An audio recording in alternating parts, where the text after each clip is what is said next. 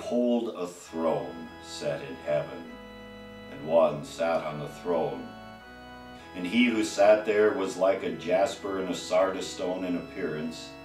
And there was a rainbow around the throne in appearance like an emerald.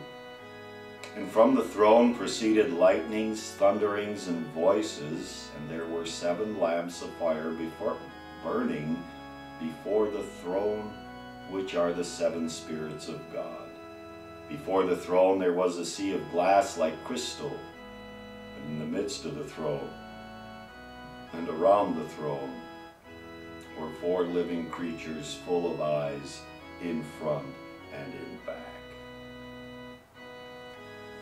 Now I suppose our thoughts are first directed toward the description of God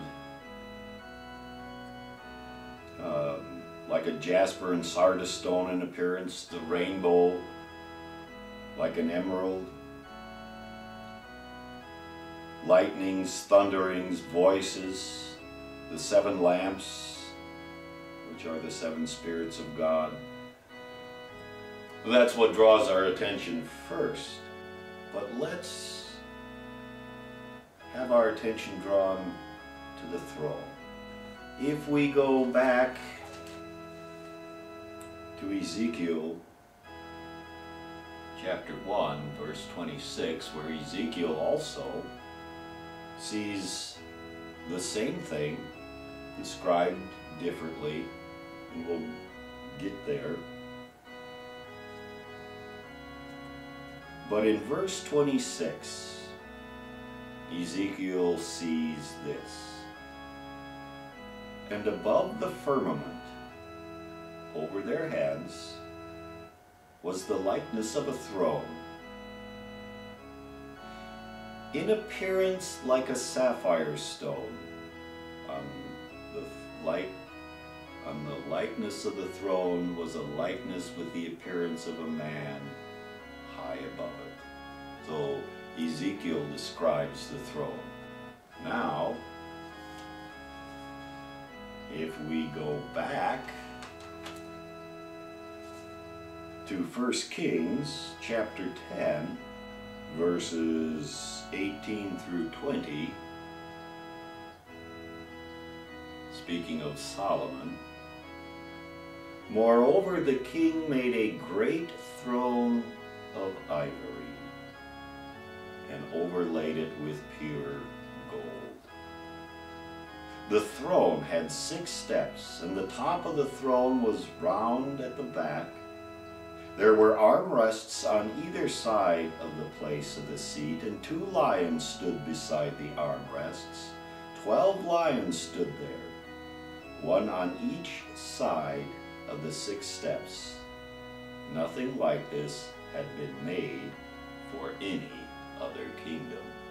Now, whether or not Solomon's throne can be connected with the throne that Ezekiel sees, there is a difference in that Ezekiel sees a throne in appearance like a sapphire,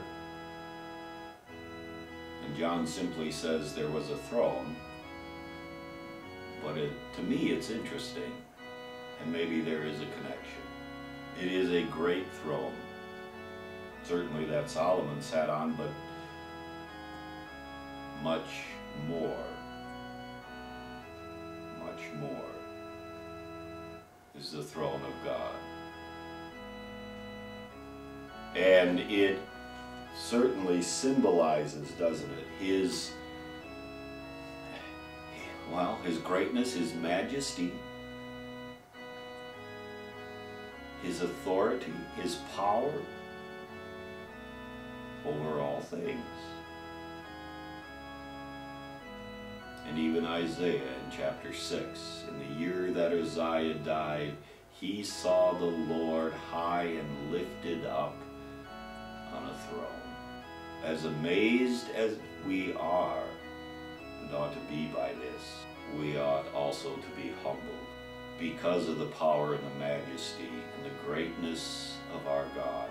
And even the writer to the Hebrews, and I'll leave you with this, tells us that we come to the throne of God, that we may find grace to help in time of need. That while we are awed by this sight, the door is open to it.